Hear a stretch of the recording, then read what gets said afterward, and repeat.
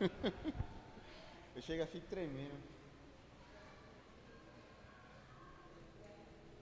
Então, graças a Deus, família. Eu me chamo Emerson. E me foi concebida a honra de trazer a palavra do Senhor para as nossas vidas, como igreja. Vocês sabem que Jesus ele está voltando, amém? Os sinais nunca foram tão claros da volta de Cristo. Lá em Hebreus ele diz assim: não deixamos de nos reunir como igreja, segundo o costume de alguns, mas procuremos encorajar uns aos outros, sobretudo agora que vocês veem que aproxima-se o dia. Esse não é o versículo do qual eu vou ministrar essa noite, mas eu queria que a gente entendesse que, como Jesus está perto e os sinais são muito favoráveis a isso, a gente tem que organizar a casa, a gente tem que organizar a nossa vida, para que a gente possa receber Jesus. A gente não pode receber Jesus de qualquer jeito. Na verdade, se for de qualquer jeito, você não vai receber Jesus, você vai receber outra coisa. Então, para a gente receber Jesus, a Bíblia diz que a gente tem que nascer de novo. A Bíblia diz que no encontro com Nicodemos, Jesus falou lá em João 3,3, que ninguém pode nascer de novo, ninguém vai ver o reino de Deus se não nascer de novo. E a palavra de hoje, ela se encontra lá em 2 Coríntios, se você quiser me acompanhar aí na leitura. Todo mundo conhece essa palavra. Em 2 Coríntios 5,17, que diz que se alguém está em Cristo, nova criatura é. Coisas velhas passaram, eis que tudo se fez novo. Amém? Então a Bíblia diz que quando a gente se volta para Cristo, todo o nosso passado ele deve ser esquecido, todo o nosso passado ele deve ser deixado para trás, e a gente deve avançar para uma nova vida em Cristo. Ora, se a gente recebe uma nova vida, quer dizer que a gente recebe uma nova identidade, não é verdade? A identidade de filho de Deus. A gente deixa de ser criatura e passa a ser adotado como filho. Mas nesse processo de novo nascimento, existem algumas marcas que vai vivenciar na sua vida, que as pessoas vão vivenciar, que vai comprovar o novo nascimento. E por que eu estou dizendo isso? Vocês conhecem pessoas que desceram as águas, se converteram a Cristo e se desviaram do caminho. Sim ou não? Então, por que essas pessoas elas não se firmaram? Ou mais, existem pessoas no nosso meio que vivem esse novo nascimento, mas é como se não tivesse nascido de novo. É aquela vida que chama de vida gangorra, né? Uma hora está aqui, uma hora pende para cá, uma hora sobe, uma hora cai, uma hora está na igreja, uma hora está afastado, uma hora volta, uma hora...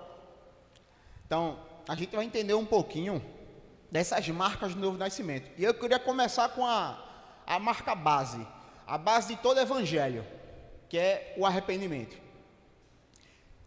A Bíblia diz que a gente tem que se arrepender, né? Inclusive o versículo que a gente comemora muito quando alguém se converte, né? Uma pessoa se converteu, é festa no céu. Na verdade, a palavra de Deus diz que uma pessoa se arrependeu. Amém? A alegria dos anjos por um pecador que se arrepende, não por um pecador que se converte. Se converter é uma coisa, se arrepender é outra. Se arrepender é deixar a velha vida para trás e se voltar ao Senhor com todo o seu coração, e a partir dali você começa uma nova vida em Cristo. Se arrepender quer dizer que você não volta mais a cometer aquele pecado. Se arrepender quer dizer que você não quer mais cometer aquele pecado. Existe uma diferença que vocês sabem muito de remorso e arrependimento, né? Remorso é quando a gente peca e fica triste.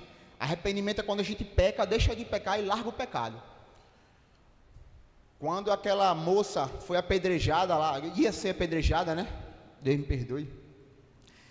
Ela deixou de ser apedrejada, mas Jesus falou uma coisa para ela no final: vai e não peque mais. Eu tenho certeza que ela se arrependeu. Amém? Ela se arrependeu. Não ouvimos mais a história dela na Bíblia. Arrependimento é isso. A gente pode pecar, pecou, se arrependeu e não volta a pecar novamente. Jesus fala isso em muitas das curas que ele faz na Bíblia. Vai e não peque mais. Então, o princípio básico do arrependimento é esquecer daquilo que você fez e ter uma nova vida em Cristo. Você se arrependeu do seu pecado. Lá em Lucas 5,31 ele vai dizer, eu não vim, né, para os que têm saúde. Eu não vim chamar os justos, mas os pecadores ao arrependimento. Então, primeiro você entende que você é pecador, você entende que sem Cristo a sua vida não é nada, sem Jesus nada podemos fazer. Então, ali você se arrepende e Jesus lhe alcança. Porque ele veio para você, ele veio para mim, ele veio para a gente que sabe que é pecador, mas que precisa de arrependimento. E em Atos dos Apóstolos ele vai dizer, Paulo vai escrever assim, preguei em primeiro lugar aos que estavam em Damasco, depois aos que estavam em Jerusalém, e em toda a Judéia, também aos gentios, dizendo que se arrependessem e se voltassem para Deus, praticando obras que mostrassem o seu arrependimento. Então, ora, o que é que Paulo quis dizer com obras que mostrassem arrependimento? Nova criatura. Obras que mostram arrependimento é coisas que as pessoas não vão mais ver na gente, que um dia a gente fez. Se Magal alguém lhe conheceu de uma forma, e hoje as pessoas te olham de outra forma. Isso é uma obra que mostra arrependimento. Paulo quer que a gente viva por essas obras, que as pessoas olhem para a gente e vejam uma nova criatura, vejam um novo Emerson, vejam um novo Tiago, uma nova Mica. Isso é o que vai demonstrar a nova criatura, mas tem outras razões que nos fazem ser uma nova criatura. A segunda marca, que é uma das mais difíceis para um cristão, é a confissão do pecado. A Bíblia diz que nós devemos confessar o nosso pecado para obter misericórdia de Deus, e em Tiago diz que nós devemos confessar nosso pecado para obter a cura. E qual é a diferença? Um a gente faz a confissão para Deus, outra a gente faz a confissão para quem a gente pecou, ou a gente faz uma confissão que precisa de cura e talvez a gente tenha que se abrir com algum irmão, ou com seu líder espiritual. Eu vou trazer um pouquinho de uma vivência minha do que eu tenho vivido, de um tempo para cá, sobre confissão de pecado, sobre o que Deus tem feito na minha vida, E eu, inclusive, falando de perdão, de confissão de pecado, de perdão, que uma coisa está interligada na outra. Eu vi um vídeo do Story de Clefson, esses dias, que o cara dizia assim, então quer dizer que você fala em línguas de outros lugares, mas não consegue falar no português um perdão. E que o Espírito Santo está fazendo você falar em línguas, mas você não consegue pedir um perdão, você não consegue confessar um pecado. Então, será que o Espírito Santo ele não está errado, Eu garanto que a obra dele é perfeita, Talvez a nossa obediência não seja tanta. E aí, falar em obediência e sobre o que o Espírito Santo fez em minha vida, sobre confissão de pecado. Eu me lembro que quando eu fui para Umbuzeiro, alguns anos atrás, eu queria muito ser abençoado financeiramente para poder abençoar aquele lugar.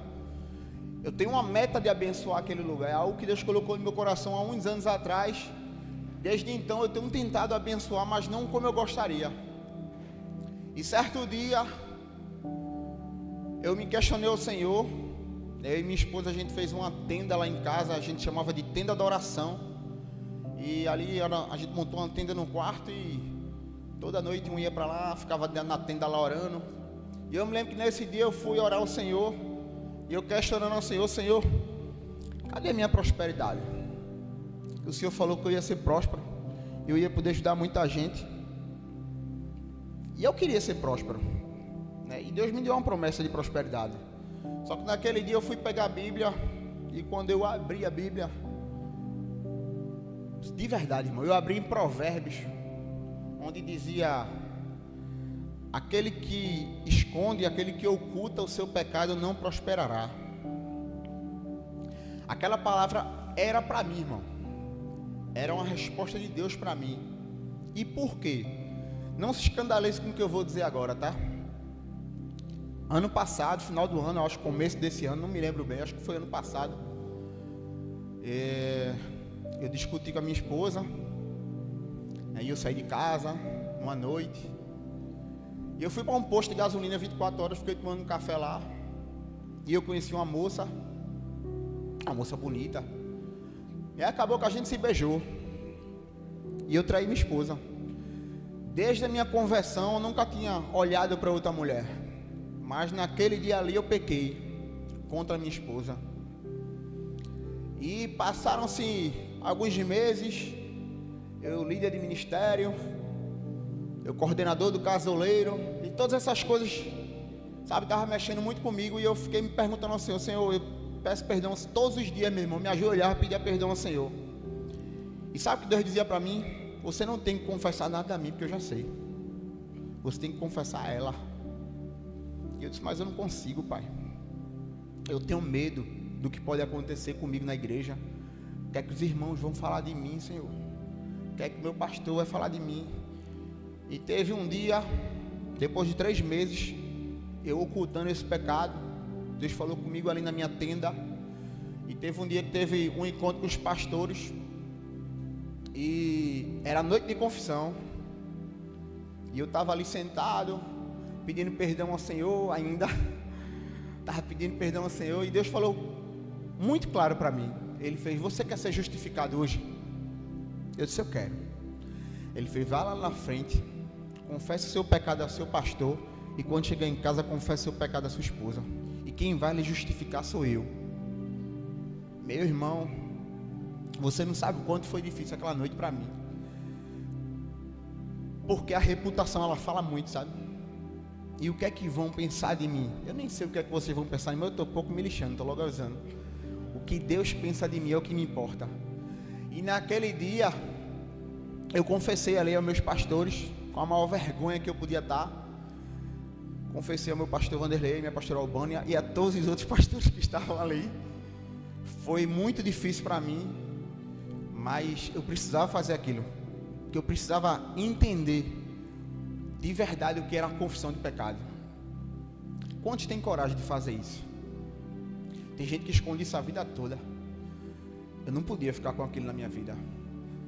Sabe, irmão, antes de eu concluir esse testemunho, tem uma história que eu contei na outra ministração que eu fui, e eu vou contar aqui para vocês, para descontrair.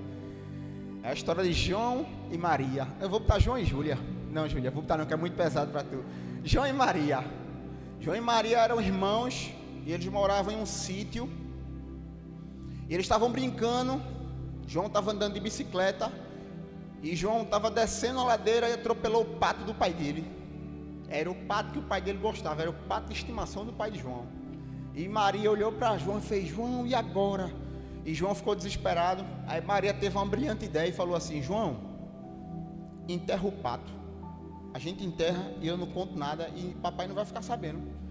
Aí João fez: boa, vamos enterrar o pato. E aí enterrou o pato. No dia seguinte, a mãe de Maria chama Maria e fala: Maria, venha me ajudar a estender a roupa. Aí ela fez: vai lá, João. Aí João fez: mas ela está chamando você. Ela fez: ou tu vai, ou conta papai do pato. Vocês vão entender onde eu estou querendo chegar. E aí João foi. Passaram-se algumas horas. Ela: Maria, vem me ajudar com as louças. Aí ela: vai lá, João. Aí João: ela está chamando tu. Aí ela olhou para João e fez: cué, cué. Maria folgada. E aí João foi. E passaram-se alguns dias, João sendo escravo de Maria. E aí João não estava aguentando mais aquela situação. João sou eu, tá? Na história. E João chegou para o pai dele e fez: pai, eu preciso confessar, pai, algo que eu fiz. E o pai dele olhou para ele e fez: é sobre o pato? Se for, eu já sei. Eu vi na janela. Eu vi pela janela quando você atropelou o pato. Eu só queria saber quanto tempo você ia ser escravo da sua irmã. Irmão, não é o que eu estou querendo chegar com isso. Quanto tempo você ou eu vamos ser escravo do pecado? Escravo de Satanás? Quanto tempo você vai esconder coisas que já deviam ser reveladas? Nós precisamos preparar a nossa casa para a volta de Cristo. E no dia que eu saí do encontro com os pastores, E era nessa época os encontros acabavam bem tarde, já era meia-noite. E eu estava voltando para casa, eu disse: Senhor, se ela estiver dormindo, eu não vou acordar não. Deixar a bichinha dormir, né? Quem quer acordar com um trauma desse? E quando eu cheguei em casa, para a glória de Deus, ela estava muito bem acordada. E eu disse: então vamos embora, né? Vamos embora.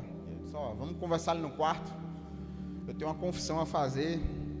E quando ela sentou ali, e eu disse: ó, eu não sei como começar, mas eu vou falar. E eu queria saber se você poderia me perdoar. E aí eu confessei. Eu disse: eu encontrei uma moça, eu dei um beijo numa moça e eu pequei. E eu queria saber se você poderia me perdoar. Irmão, naquele momento eu só estava preocupado em alcançar o perdão dela. Era o que eu queria para a minha vida. Mas o Espírito Santo, ele faz umas coisas, meu irmão, que é extraordinário. Quando eu falei isso, ela ficou calada. Ficou aquele cri, cri, cri. Eu disse: pronto, será que ela travou o HD? Bugou, tem que dar um reset. E eu fiquei esperando, ansioso, né, pela resposta dela. E ela fez: ó, vê só, há 10 anos atrás eu te traí, e eu queria saber se tu também me perdoa. Foi isso que você ouviu mesmo. E na hora eu gelei, quase que eu infartava. Mas o Espírito Santo falou na mesma hora para mim: e aí? Eu quero saber se tu é homem mesmo para perdoar. Eu quero saber se tu estás disposto. Porque pedir perdão é fácil, mas eu quero saber se tu perdoa. Meu irmão, eu tenho certeza que foi pelo Espírito. Porque pela carne não tem condições não. Pela carne, certamente eu arrumo as tuas coisas, desaparece da minha frente. Mas naquele dia eu abracei ela e a gente chorou junto. E ela me disse: você não sabe o quanto foi difícil todos esses anos. Eu só consegui enxergar a mão de Deus na minha vida, porque a gente estava sendo liberto da mão de Satanás juntos. Quando a Bíblia diz que todas as coisas cooperam para o bem daqueles que o amam, até o meu pecado cooperou para que a gente pudesse ser liberto. Não foi fácil, irmão. Quando eu saí daquele quarto e eu fui orar na madrugada, eu escutei muitas vozes que diziam assim: termina teu casamento, endurece teu coração, tu está respaldado pela palavra de Deus. E eu comecei a orar dizendo assim: Senhor, hoje eu não quero ouvir nenhuma outra voz que não seja a tua. Silencia todas as vozes do meu coração, só quero ouvir a tua voz, Pai, e mais nenhuma. Foram dias bem difíceis, mas lá em Tiago diz: confessem seus pecados uns aos outros e orem uns aos outros para serem curados. Sabe o que eu ouvi do Espírito Santo depois? Eu te curei, eu te libertei. Tu não estás mais na mão de Satanás. Tua esposa passou 10 anos na mão de Satanás. Gabriel não tinha nem nascido ainda, mas vocês hoje estão libertos. A minha graça alcançou a vida de vocês. Então, irmão, a confissão do pecado, a gente nem devia falar mais isso em igreja. A gente devia só fazer. Eu não sei qual é o seu pecado, eu não sei o que é que você tem, mas quando a gente confessa e a gente é liberto, a gente vive uma nova criatura, de verdade. A gente vive uma nova vida.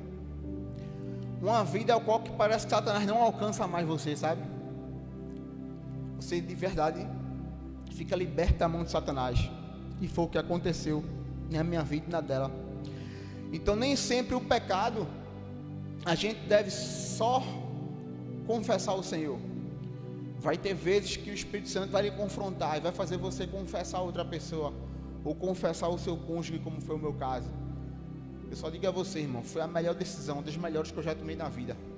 A melhor foi minha decisão por Cristo, mas nesse processo da minha conversão até hoje, Deus ele vem me transformando bastante. E eu pensava que eu já tinha sido muito transformado, e eu sei que eu tenho tanta coisa ainda para transformar.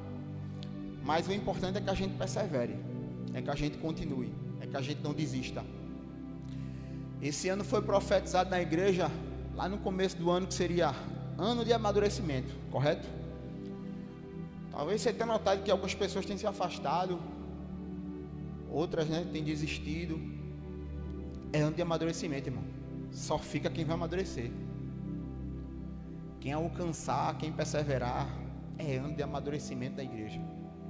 A igreja vai passar por momentos difíceis, tribulações. Mas quem ficar, aqueles que ficarem, vão amadurecer, irmão. Porque amadurecer dói. Amadurecer dói. Não é fácil amadurecer. A terceira marca é o reflexo de Cristo. Quando a gente foi alcançado por Cristo, Jesus pede que Ele deposita o Espírito Santo na gente. Então assim, a gente começa a exercer os frutos do Espírito na nossa vida. O amor, a mansidão, domínio próprio, benignidade. São 9 frutos do Espírito. Você não tem um fruto do Espírito. Você tem os frutos do Espírito. Todos os 9. Ele habita dentro de você. Mas muitas vezes, o que é que acontece? A gente não quer fazer a vontade de Deus para que esses frutos eles prevaleçam. A gente quer fazer a nossa vontade, porque a nossa vontade é mais fácil, irmão. A vontade de Deus não é fácil fazer. Vocês acham que quando Jesus chegou aqui, Ele veio fazer a vontade dele ou do Pai? Ele diz, né? Eu vim fazer a vontade do meu Pai, não vim fazer a minha vontade. Paulo fez a vontade dele ou a de Cristo? A de Cristo. Ele morreu, a morte também foi apedrejado por Cristo. A gente passa uma pelejinha por Jesus e já quer desistir. A gente vive uma coisinha aqui, já quer desistir. Quando Deus manda a gente para uma situação onde exige decisões da nossa vida, a gente quer tomar muita gente decisões por nós, não pela vontade do Pai. Então, para que a gente tenha os frutos do Espírito avivado em nós, a gente precisa ser obediente ao Senhor. Por quê? Os frutos são do Espírito Santo, mas se a gente vive a nossa vontade, como o Espírito Santo vai conseguir fazer a dele na nossa vida? Se quando é para dar o controle da nossa vida a Deus, a gente que toma as decisões. Tem situações na nossa casa, por exemplo, de domínio próprio, que você pode apaziguar a situação, mas você quer discutir. Você pode se acalmar, mas você quer gritar. Você discute com alguém, você quer falar mais alto. Então, cadê o fruto do Espírito na sua vida? Sabe, irmão, quando você vê aqui, ou em qualquer igreja, o que é uma pessoa cheia do Espírito Santo? Não é uma pessoa que grita muito no culto, não. Não é uma pessoa que roda muito no culto. Nem é uma pessoa que fala línguas estranhas, não. Isso não quer dizer que ela é cheia do Espírito, não, irmão. Uma pessoa cheia do Espírito Santo é uma pessoa que os frutos do Espírito resplandecem. Os frutos do Espírito mostram às outras pessoas aquilo que ela é cheia. É isso que é uma pessoa cheia do Espírito Santo. Ela não precisa nem falar em línguas estranhas, mas ela precisa ser transformada. Quando ela é transformada verdadeiramente, e ela tem todos esses frutos aqui, de amor, de compaixão, domínio próprio, ela não precisa nem dizer que ama. Você já sabe que ela ama. Procure na Bíblia aí, não é para procurar não, tá? Procure na Bíblia aí, Jesus dizendo que ama alguém. Veja se você acha. Jesus dizendo assim, eu te amo. Sabe por que não tem, irmão? Jesus era a prova de amor viva. Ele não precisava falar para ninguém que ele amava, não. Ele demonstrava. Jesus era o próprio Espírito Santo. Quando a gente tem os frutos, a gente não precisa falar, não. Vocês estão me entendendo, né, o que eu estou querendo dizer? A gente não precisa falar para ninguém que a gente ama a outra pessoa. A gente demonstra pelos frutos do Espírito Santo. Então, uma pessoa cheia do Espírito Santo, ela é cheia do fruto do Espírito Santo. Você pode encontrar pessoas que falam em várias línguas, mas se dentro da casa dela, na família dela, ela não foi cheia do Espírito Santo, para mim aquilo é tudo fácil. Ela não é cheia do Espírito Santo. Ela pode ter o dom de falar em língua, mas não é uma pessoa cheia do Espírito Santo. Uma pessoa cheia do Espírito Santo, ela é uma pessoa transformada. Ela é uma pessoa que você a conhecia de um jeito e ela hoje é totalmente diferente. Isso aí é o que mostra um sinal de uma pessoa cheia do Espírito Santo. Não é porque você vem para um culto que você é cheio do Espírito Santo. Inclusive, foi depois de um culto que aconteceu o primeiro homicídio na Bíblia. Vocês sabem disso, né? Abel e Caim prestaram culto ao Senhor e logo em seguida Caim matou Abel. Então o primeiro homicídio bíblico foi depois de um culto. Então não é porque você vem para o culto que você é cheio de Deus, não. Mas se sua vida for transformada, você é cheio de Deus, você é cheio do Espírito Santo. A nova criatura, ela fala por você. Amém? Lá em 1 João diz: todo aquele que pratica a justiça é nascido dele. Quando Jesus verdadeiramente nos salva, isso causa mudança na maneira como pensamos, agimos, falamos e em nosso comportamento. Quando em 2 Coríntios ele fala que tudo se fez novo, é tudo. É tudo. É modo de falar, é modo de pensar, é modo de agir, é modo de se vestir, é modo de se comportar. Tudo se faz novo. Eu sei que você pode estar achando que isso é radical, mas a gente tem que ser radical mesmo em Cristo. Ou a gente é radical ou a gente cai. Eu estava conversando com uns irmãos meus uns dias desses aí. E sabe quando a Bíblia fala que se o nosso olho nos faz pecar, arranca ou joga fora, nossa mão direita faz pecar, arranca ou joga fora, né? A gente tem que ser radical, irmão, para viver o extraordinário de Deus. Se algo te tira da presença do Senhor, se algo te afasta de Deus, seja lá o que for, irmão, rede social, Instagram, TikTok, né? O que for, se te afasta de Deus, arranca-o e joga fora, irmão. Seja radical. Você só vai viver o extraordinário de Deus se for radical. Se você não tomar essa atitude, você vai continuar escravo do pecado, você vai continuar escravo de Satanás, você vai continuar sendo um crente raso, um crente que as pessoas olham e dizem: esse cara tem 10 anos de igreja, mas é a mesma coisa, é o mesmo, não mudou em nada. Porque não é tu vir para a igreja que vai mudar as tuas atitudes, não. É quando tu der lugar ao Espírito Santo na tua vida, ele vai mudar as tuas atitudes. Agora, se o Espírito Santo fala: Emerson, eu preciso que você perdoe, eu digo: eu não vou. Não é o Espírito Santo que não está fazendo a obra dele, não, irmão. Eu que não estou fazendo a minha parte. Eu estou deixando de ser aquilo que ele quer que eu seja. Agora, a partir do momento que eu obedeço a voz do Espírito Santo e eu decido ouvir e obedecer, irmão, é extraordinário. Só vivendo para crer. O que Deus tem feito na minha vida não é pouca coisa, não. Ele tem feito muita coisa. Eu nem falo de questão financeira, quando eu estou longe de chegar onde eu quero, mas de vida espiritual mesmo, sabe? Se libertar de pecados é maravilhoso, irmão. É maravilhoso. Eu não quero outra vida para mim, não. Se libertar de tentações, vencer tentações, é extraordinário. Você olhar para o que te tentou e você dizer: eu não quero, eu sou filho de Deus. Aqui quem manda é o Espírito Santo. É extraordinário, irmão. É extraordinário.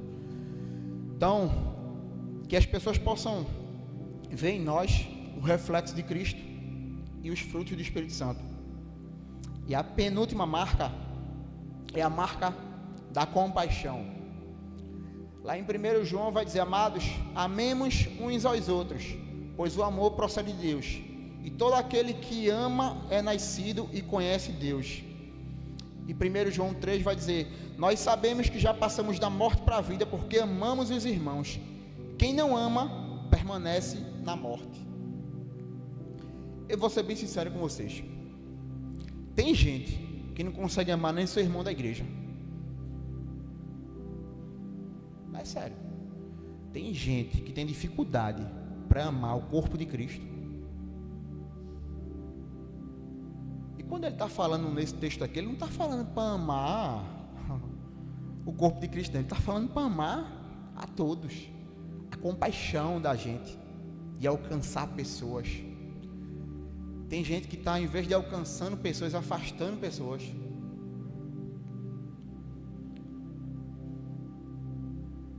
Imagina o que Jesus fez com aquela moça que ia ser apedrejada. Porque por lei, ele poderia apedrejá-la.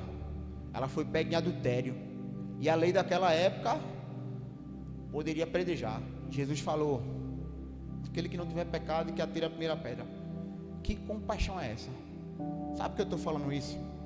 Eu tenho visto muita gente que se alegra com violência. Um ladrão foi pego ali, arriaram o cacete nele. Eita, gostei, glória a Deus, bênção. Será, irmão? Será que é isso mesmo? Se alegrar com a violência, se alegrar porque espancaram um ladrão.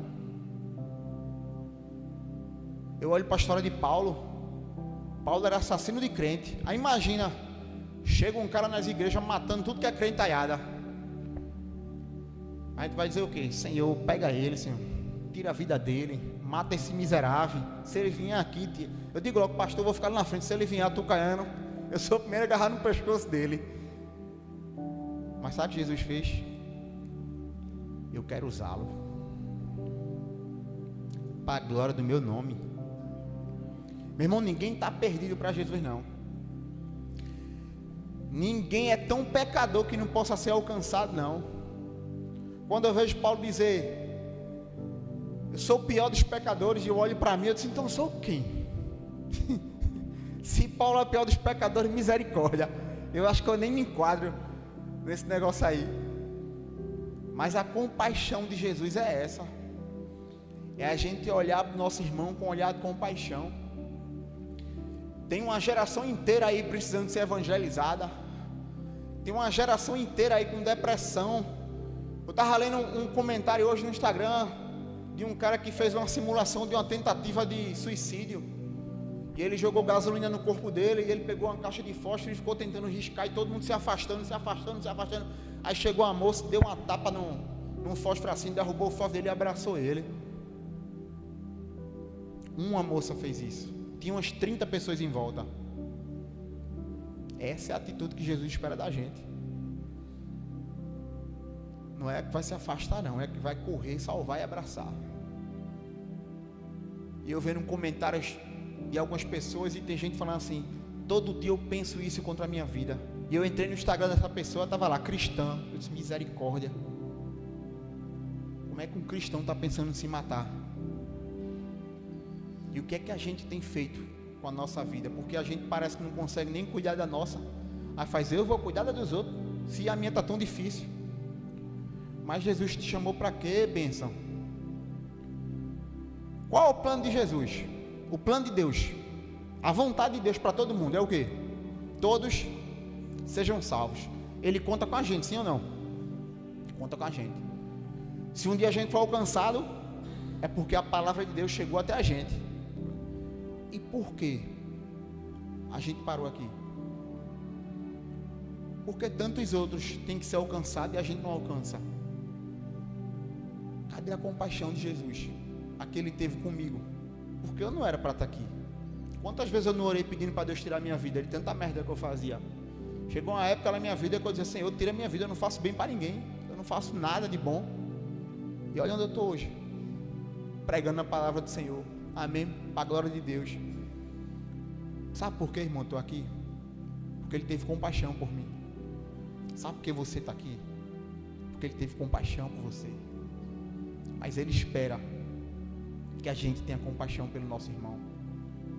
Comece hoje a ter compaixão pelo próximo. Comece amando, pelo menos, o corpo de Cristo. Se você tem dificuldade para amar seu irmão que está aqui dentro, comece a orar. Senhor, eu quero amar Magal. Eu sei que Magal é fácil de amar.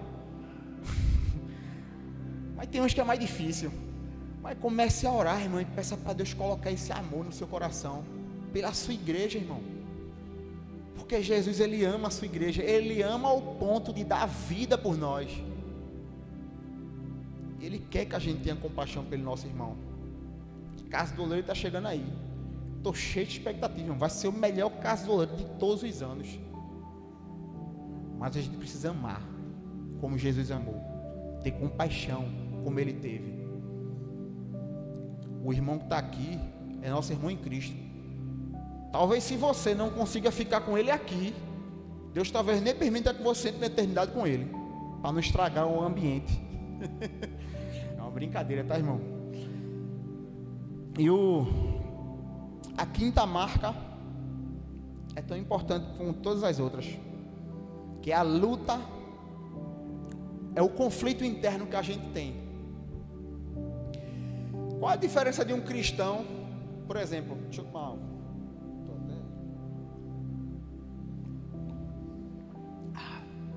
Muito bom, Marão. Tá de parabéns. O que diferencia a gente do mundo? A gente é chamado na Bíblia de santos. Não quer dizer que a gente é santo, mas que a gente é separado do mundo. A gente não vive as coisas do mundo, e aí a gente tem essa separação, né? Reunião dos santos. Mas o que diferencia de verdade o cristão do mundo é a luta contra o pecado. Quando eu estava no mundo, eu pecava sem freio. Eu nem sabia que eu estava pecando, na verdade, eu achava que eu era uma boa pessoa. Todo mundo dizia, tu é tão bom, e eu sou muito legal, cheio de coisa errada, mas quando eu entreguei minha vida a Cristo e comecei a lutar contra o pecado, meu irmão, é uma batalha. É batalha cerrada, é pau, é cacete. Já me belisquei na rua, já dei tapa na minha cara na rua. Espero que ninguém nem tenha visto isso para não ser. O CAPES gosta assim, ó. Gente assim, o CAPES está cheio. Eu passando na rua e... Mas sabe o que foi aquilo, irmão? Era eu lutando contra a minha carne.